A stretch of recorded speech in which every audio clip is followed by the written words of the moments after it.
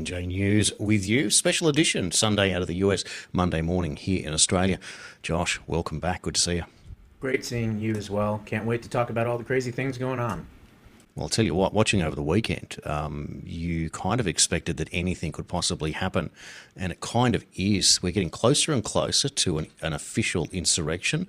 We've noticed that there are National Guards being deployed. There's even talk of it coming from Alaska, where they're obviously trained in the cold, some paratroopers as well. So details are a little bit sketchy at the moment, but we seem to be getting closer and closer. What are you getting on the ground there? Yeah, there's about 1,500 reserves waiting for the call to go in. Don't know when they're going to do it. Don't know why President Trump hasn't done it already. These are not peaceful protesters. These are not people that are just waving signs and yelling and blowing whistles and things like that. They're attacking ICE officers. They're throwing rocks and bricks and sticks and anything they can get their hands on.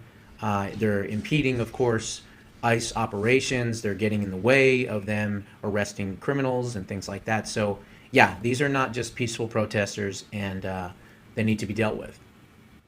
So you've got Don Lemon talking today about some people going to a church and interrupting there because apparently the person, the minister or the pastor, was apparently not doing what they wanted to do in terms of ICE, kind of letting things go on. And he's saying that this is all about demonstration, the ability to disrupt. The problem is that it's the perspective of disruption, the idea that it just seems to be opposition for opposition's sake. And what I mean is, on one hand, you've got Democrats screaming for the head of Donald Trump, of course, for anything, but in particular when it comes to Epstein, you still get people calling him the most disgusting, vile things about his connection to Epstein. But at the same time, the same people have got no interest in Hillary Clinton not turning up for an Epstein deposition. They go completely silent. It's this ridiculous absurdity that's going on, the loss of objectivity in anything. And here I'm going to play a quick clip of an ICE officer explaining what he's trying to do to then demonstrate what it is with the Democrats and this idea that only certain people should be guilty of horrendous crimes. Take a look. We're here to arrest a child sex offender. And you guys are out here honking. No, we're pressed. No, we're not. That vehicle right there is honking and impeding our investigations while we're trying to arrest a child sex offender. That's who you guys are protecting. Insane. That's what we're doing. My word's not for you. My word is not for you.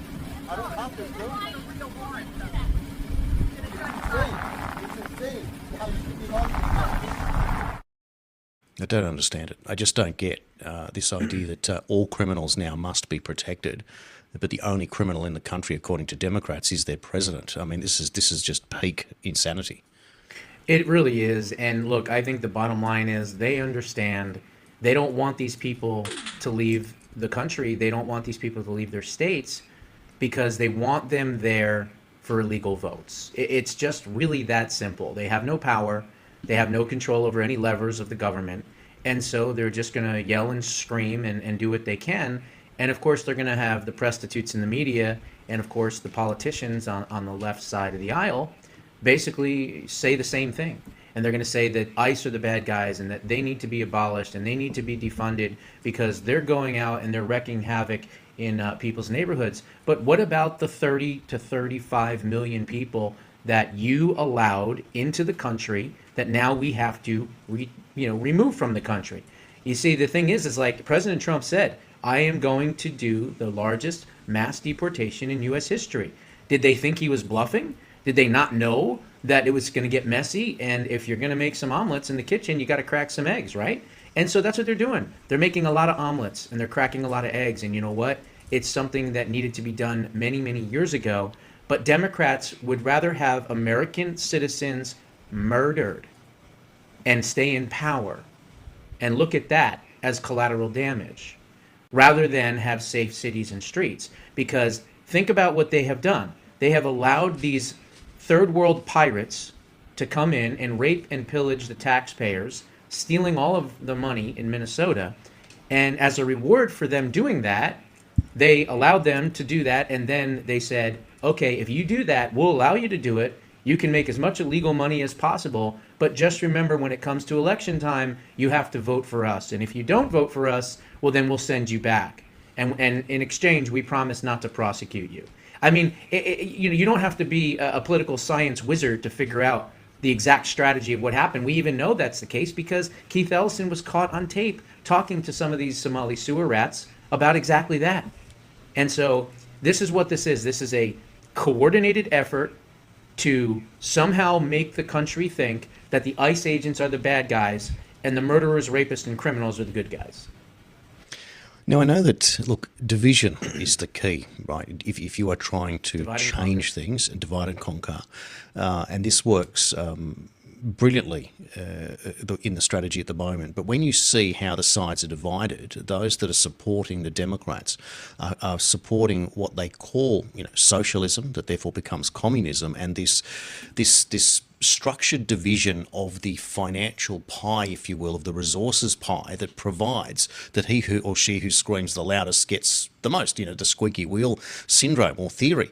Mm-hmm. And it can't go on in a world that you just print money for a living, although we've now proven that that's probably false because COVID was the era of money printing, and now we have this whole welfare situation in relation to Tim Walz and literally printing money for a living over there and giving it to people. It just seems this bottomless pit of money, and it doesn't seem to affect the economy in the sense that you print billions of dollars in a finite economic system. You would think that would cause rapid inflation as there is more and more money competing for less and less goods because no one's producing anything. But it doesn't quite work like that with the constant import of Chinese goods, cheap goods, etc. You're always going to be able to put that money somewhere, but eventually it dries up.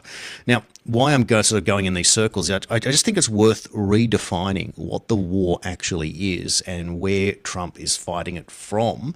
And I dug this clip up from an interview I did only a few weeks ago with Susan Kokinda from Promethean Action, and her video clips are generally 15 minutes. They generally come out twice a week, and they get millions upon millions of views. And I was very lucky with my producer Bill to be able to secure Susan for an interview.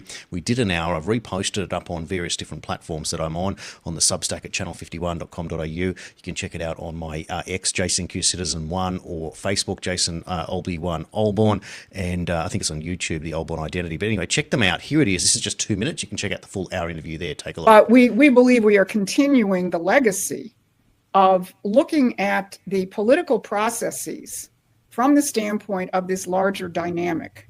That is, you have a financial parasite, or what Donald Trump calls a globalist financier elite. Its headquarters are very much the City of London. Its sub-headquarters are Wall Street and other international financial centers.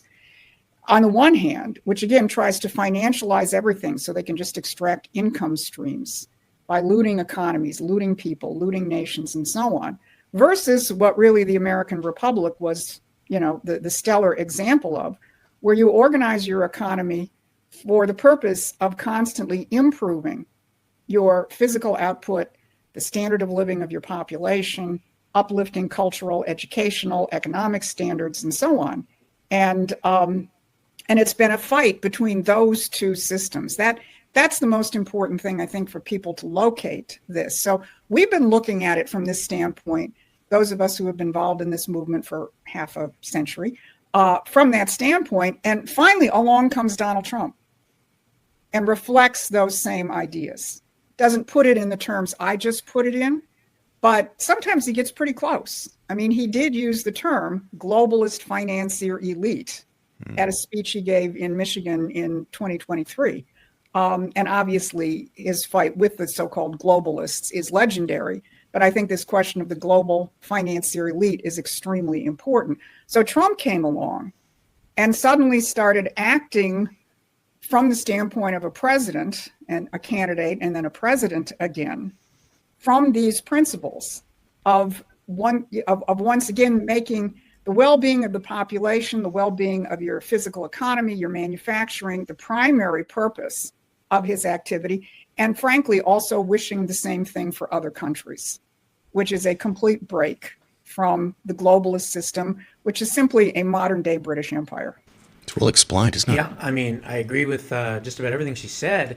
I would expand on her definition of where the globalists are actually located. I would also add Davos, Switzerland. That's, of course, a big one, World Economic Forum.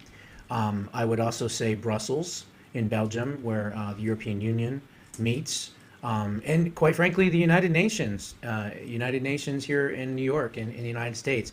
I think there are multiple headquarters, if you will, of global dominance and globalism, and their leaders and things like that. And remember, these are people that are not elected leaders.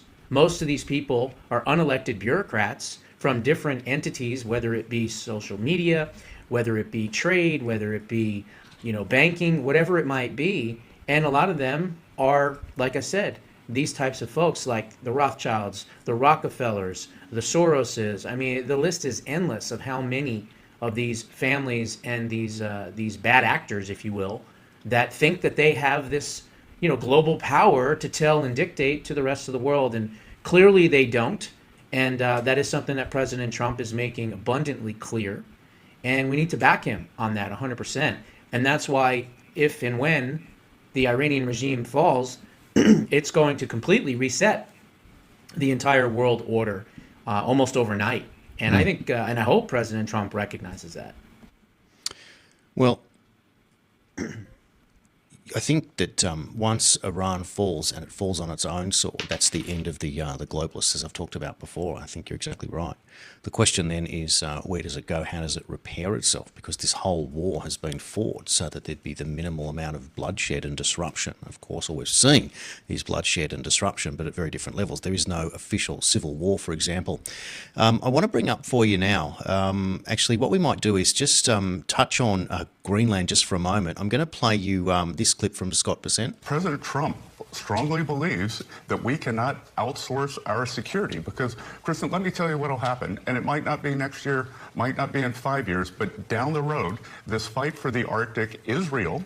We would keep our NATO our NATO guarantees, and if there were an attack on Greenland from Russia, from some other area, we would get dragged in. So better now, peace through strength, make it part of the United States, and there will not be a conflict because the United States right now, we are the hottest country in the world. We are the strongest country in the world. The Europeans project weakness. The U.S. projects. Well, he's right about a lot of that. The only thing that I would say and really kind of just disagree with is I don't think we need to purchase Greenland.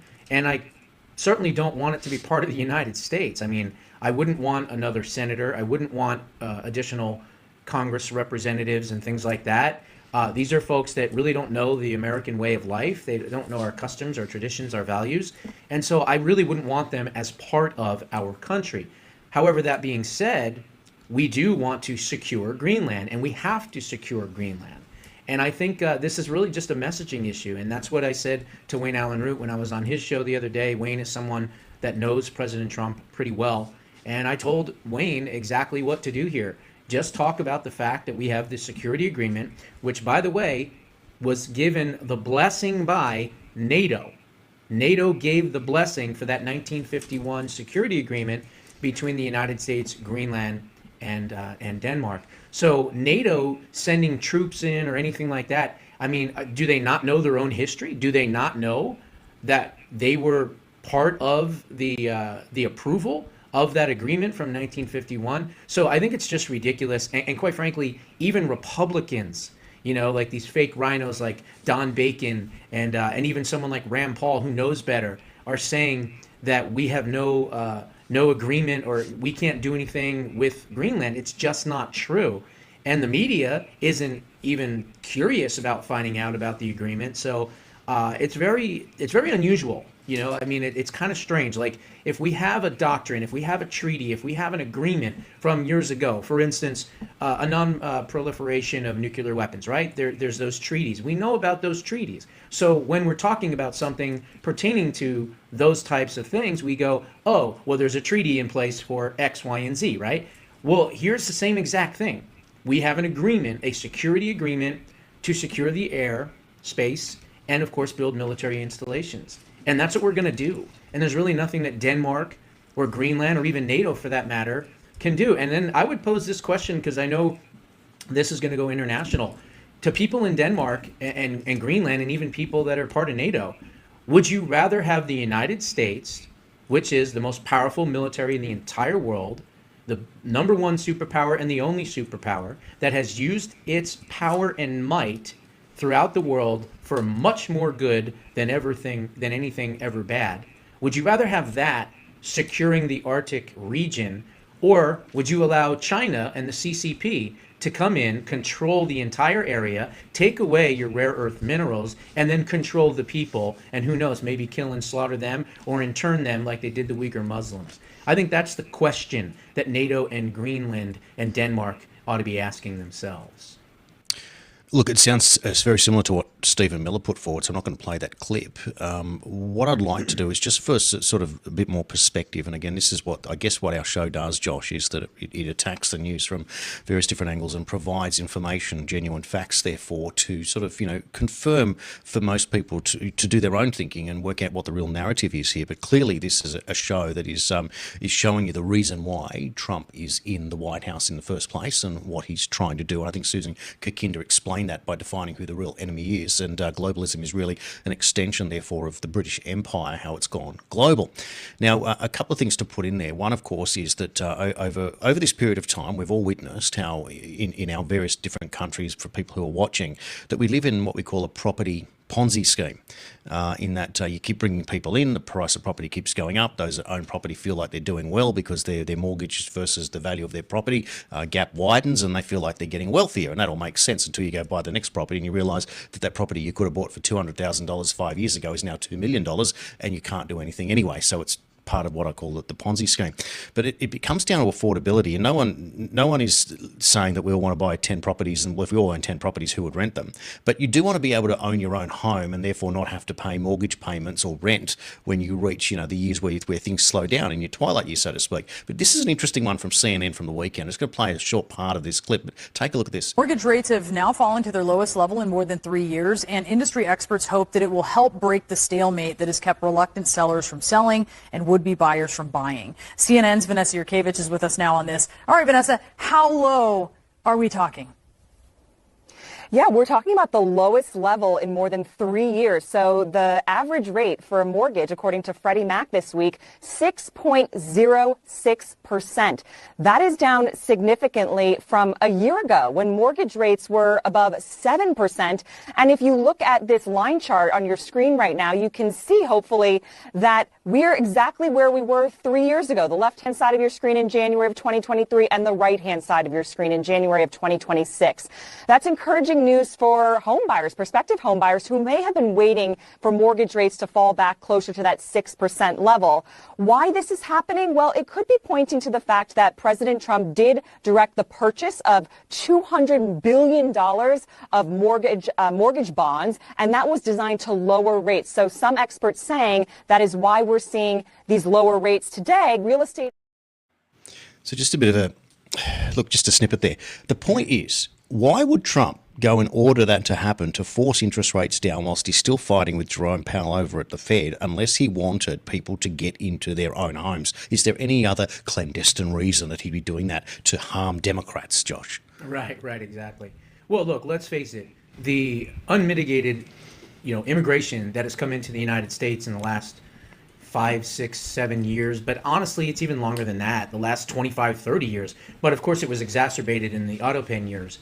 And what did that do? It took housing away from actual American citizens, and it was given to illegal aliens. Of course, they did different types of bank financing to allow them to purchase homes when they didn't, qualify for even those homes to be purchased. And so as we are deporting these people out of the country, there are going to be more foreclosures, because we're taking their houses, we're taking them out of the country, and so therefore you have houses that are no longer being occupied by illegal aliens. So I think what's going to end up happening is there's going to be a good correction, number one. Number two, President Trump has now just announced that he wants to open up 401ks without having penalties, specifically for one thing only, and that is to use the money for down payments to purchase homes for first-time home buyers and people on lower income and things like that. So I think that that's an interesting thing to talk about. And of course, they're even looking at doing like a 50-year mortgage. And the thing is, people think, oh God, I would never want to be in a house for 50 years. Well, here's the bottom line.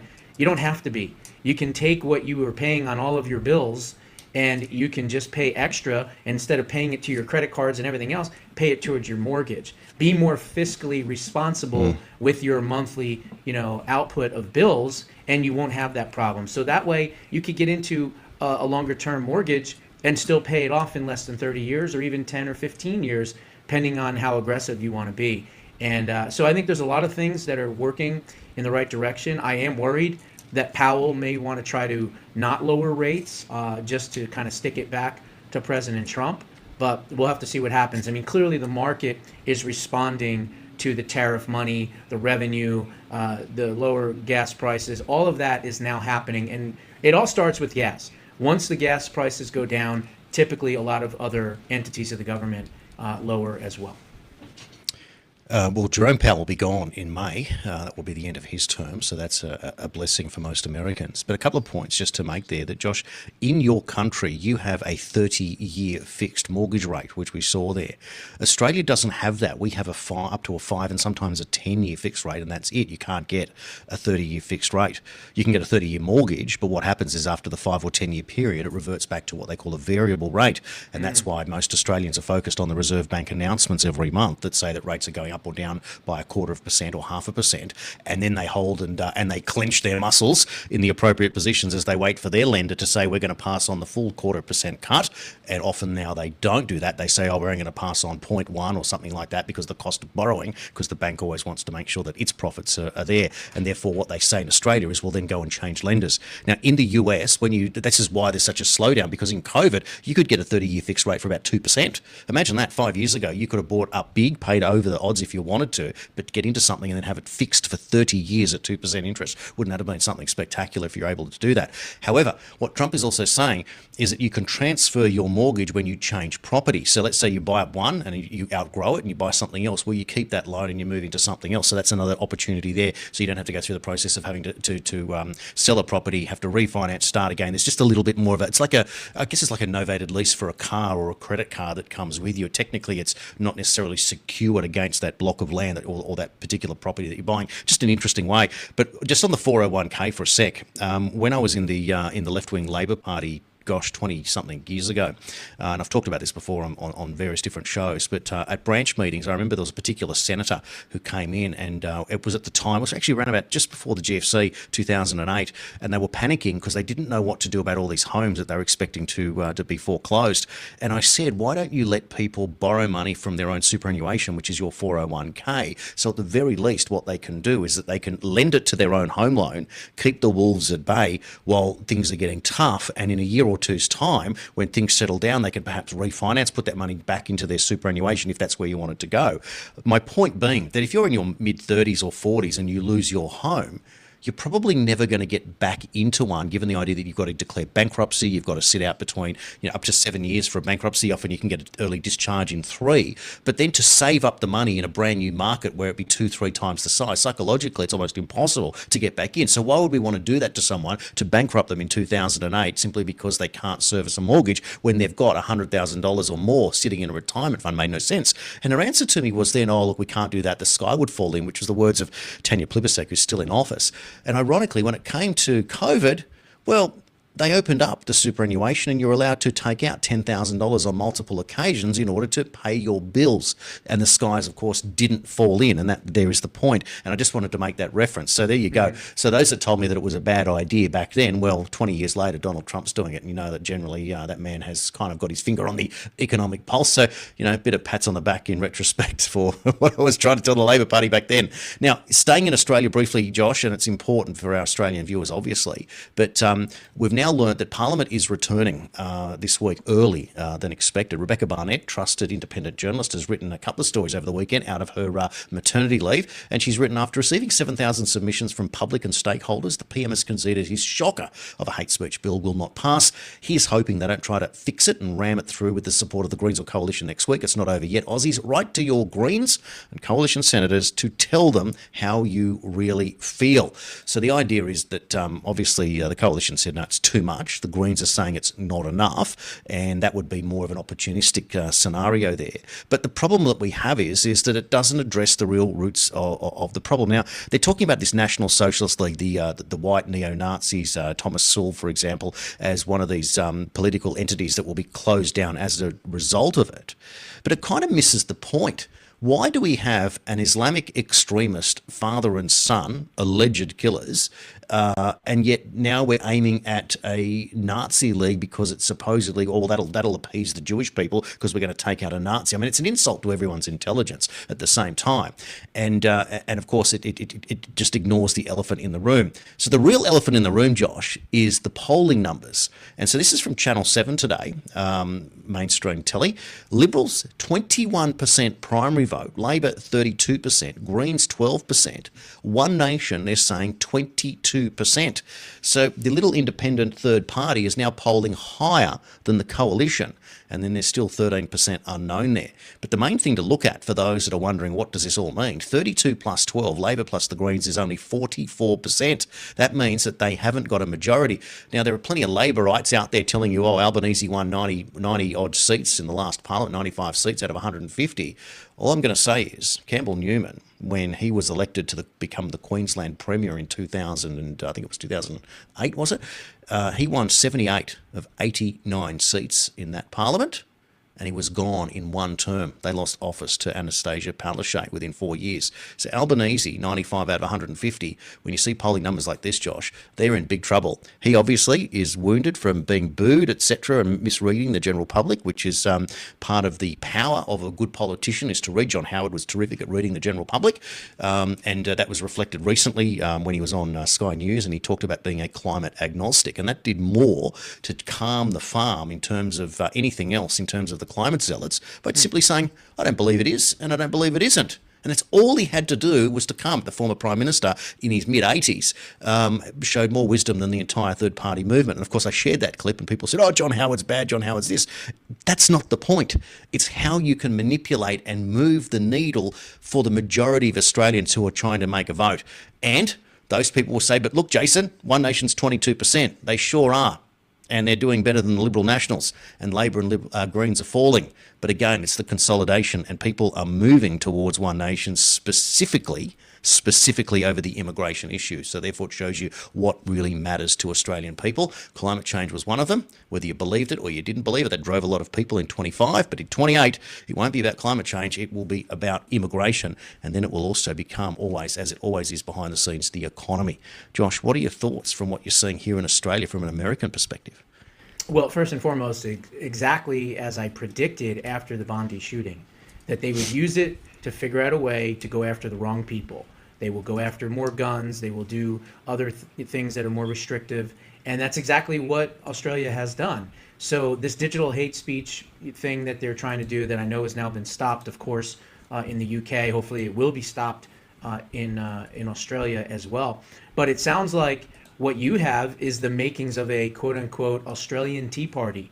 If the 22% of One Nation can get bigger and grow, I don't know, how accurate your polling is in your country. I know it's terrible in our country, so I would assume it's probably more for One Nation than less than One Nation. And so you have an opportunity to basically get the Australian people on board to understand that big government is bad, that unfettered immigration is deadly, and that the reason that the Bondi shooting happened was because of immigration. And I think if the country can tie what happened at Bondi Beach to immigration and run ads on that and be vocal about that and explain that that is the reason why those Jews are now of course, dead. And that's it. It's really as simple as that. And that's kind of how President Trump won in America. I mean, he was a little more bolder. He said, we're going to have the largest mass deportation in U.S. history. And most people were like, yeah, let's go, let's do it. And that's exactly what he's doing. But like I said, when you're making omelets, you're cracking eggs, and people don't like the process. Well, too bad. We don't care if you don't like the process. We elected the president to do what we're doing. Hopefully you guys will get somebody that will be a stalwart and a hawk, if you will, on immigration, and people will flock to that person and that party, and you can save your country.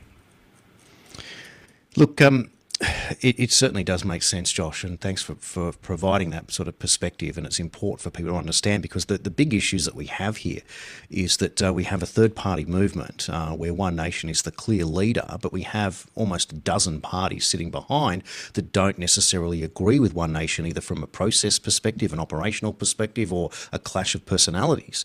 And of course, the big point is how all these parties can work together and bring it back down to a two-party system. Could you imagine if you could combine a policy with Liberal Nationals to then have a policy that they agreed with One Nation and then brought the third parties in? You'd have 55% of the vote and you would maintain power from that point. And that's where it becomes quite obvious that that's the direction to head. But if you lose, then you realise that division is the real problem. Now, the ultimate question of division, this will be the last point before we go. It's a big topic that's upsetting a lot of people around the world, and they don't quite know where they stand. But there's two competing theories in terms of Israel and Zionism, and of anti-Semitism, and of the Jewish people. And if you watch the Bondi event a week after the tragedy, when you saw these speeches, you realise that the Jewish people were certainly not the same as the Israeli government. There was no call for violence, for retaliation, for reparation, for anything. It was just, how do we go from here, and how do we make sure that they certainly don't take us out again? We're not going to be taken out. We're not going to be genocided or removed or exterminated or whatever. We're just normal Australians that came on the first fleet like everyone else, and that's the end of it. So when you think of it, and it goes back to Susan Kokinder, and it also goes back to another interview I talk about many times, Dr. Gavin Ashenden, who talked about what happened in the UK and the Islamification of his country, etc. This meme, I think, sums up very, very clearly, because there are people that are saying that the Jewish people, and that they quote 5 or 6 different Jewish people over history, and saying that their plan is to come in and to force multiculturalism around the world and then take over the world and run it. Well, no Jewish person has ever said they wanted to run the world. What they do want to do is have their own homeland, which is going back to their historical heritage, which is Israel. I think this meme sums it up really well. Take a look at this. Zionism is the return of a people. Islamism is the reach of an empire. The world calls one colonial. It is blind to the other's conquest. Zionism is about the Jewish homeland. Islamism is about other people's land. So it's an interesting perspective, Josh. And I remember taking a trip 30 years ago, going on a tour in Israel, and one of the Israeli IDF retired soldiers, and he said to me, there's like 23 Islamic states and there's one Jewish state. I mean, who's really taking over who here? And it stuck with me, and I just saw that meme today, and I just thought it was worthwhile bringing up. You know what the difference is? I'll tell you what the difference is. The difference is that Muslims can live in Christian nations without being slaughtered and murdered, okay? But Christians and Jews can't live in a Muslim nation without being slaughtered and murdered. And I think it's really just that clear. Islam is not a religion of peace. It clearly says so in the Quran, many times. I mean, smite off their head, chop off their heads, smite their necks. Those that do not believe, to the non-believers, death is upon you. There's taqiyya, of course, which is to lie to the infidel. There's so many things that show the violence of Islam. So it's not a peaceful religion. I sat down with Dr. Zuhdi Jasser many years ago. He's a microcardiologist, actually, and very interesting guy. And he was from, I believe, Syria originally. And we were having a discussion, and he was talking about how Islam is peaceful and this and that. And I said, with all due respect, Dr. Jasser, Islam is not a peaceful religion. And he said, yes, it is. And I said, okay. So if part of the Quran states that it is not appropriate to identify and acknowledge the existence of any other faith other than Islam, how can that be a peaceful religion? If one of the basic tenets of Islam is to deny the existence of other faiths other than Islam, how can that be a peaceful religion? And he couldn't answer the question. And you know what? No Muslim can. Because the reality is, it's a hateful, despicable, evil, barbaric religion, and I don't care who hears it. It's tough, isn't it? Because at the end of the day, most people, regardless of their religious affiliation, just simply want to raise their families, pay off their homes. One last thing. I'll tell you how peaceful the religion of Islam is. The official count, and this is coming from Iranian doctors, and I would trust Iranian doctors in the hospitals in Iran more than any government agency run by the regime or their prostitute talking Pravda type media either. This guy says that 330,000 protesters have been injured, with 127 severely injured, and the death toll that he says, and again, I said it was 19 to 20,000 yesterday from my sources. This doctor is saying that it is confirmed, 100% confirmed, a minimum of 16,511 people have been slaughtered by the Iranian regime. So all I can say is there's your religion of peace, or pieces, shall we say, in action. Well, here's a quote from Khamenei over the weekend. We do not intend to lead the country toward war. However, we will not just let go of the criminals inside the country either. Worse than the internal criminals or the international criminals, we will not let go of them either. Well, that kind of sums up the perspective, the warped perspective of what's going on. A GBU 57 directly on the Ayatollah and the Iranian Revolutionary Guards. That's what I hope. That's what I hope happens, because we need to liberate 92.4 million people. We need to eliminate the world's largest state sponsor of terrorism. And number 3, we need to take their oil, take it all, and then eventually give it back to the people of Iran to make them more prosperous, and so that they can enjoy a healthy lifestyle and make money and do right and have good things and all of that. But we can't do that until this regime is vaporized and at the ash heaps of history. And that's what needs to happen. So. No, unreal. Just quickly before we go, I just want to put this quote up from Jacinta Price, National or Liberal now Senator. Free speech survives in Australia for now. The government has binned the provisions of its proposed legislation that would have criminalised hate speech, laws that ultimately would have been used to restrict truths being told and legitimate criticisms being expressed because someone takes offence. All those Australians who have stood against this censorious bill are to be commended. Common sense Australians saw through Albanese's agenda, leveraging off the Bondi tragedy and using the justification of combating anti-Semitism. The politically expedient Anthony Albanese sought to pass laws curtailing free speech that have been on his mind for a long time for domestic political reasons. Anthony Albanese wants to ring-fence Islam from any reasonable scrutiny, and he wants to shut down debate on key policy issues like mass migration. None of these comes at any surprise. Since coming to power, we've seen the Albanese government's socialist inclinations play out. It's a government that mistakes control for governing well, a government that favours a state-directed economy over a free market economy, and a government that prefers having power over citizens who are dependent on the state to empowering citizens. The desire to curtail and control speech is exactly what we've come to expect from this Prime Minister, a man who doesn't believe that the government should serve the will of the people. In terms of, rather than that, where am I here? In terms of combating anti-Semitism or any other form of hate for that matter, the problem isn't that the existing laws are insufficient. Rather, the problem is that the existing laws haven't been enforced, and that's due to a lack of moral clarity and political leadership from the Albanese government ever since the sordid scenes on the steps of the Sydney Opera House. Consider all the anti-Semitic incidents that have plagued our nation since then. It's scandalous that despite many crimes, we've seen so few arrests and so few visas cancelled. Albanese's failed to act. He's failed to come down hard on perpetrators, failed to deter would-be perpetrators, failed to lead, and now the arrogant Prime Minister seeks to blame his failures on the opposition. If Albanese is serious about combating the roots of cause of anti-Semitism, which includes radical Islamism, he would ensure that existing laws are readily enforced, and that's exactly what his government must do to deter further acts of anti-Semitism and terrorism. So the scenes are certainly set for an early recall to Parliament, Josh, as we've had an early recall to our news show to do a Sunday America, Monday edition, and I hope you enjoy it. And we'll see you all back here for Wednesday US, Thursday time for a midweek update again. Thank you. Anything before we go, Josh? Where do we find you? Just keep praying for the people of Iran, for the protesters.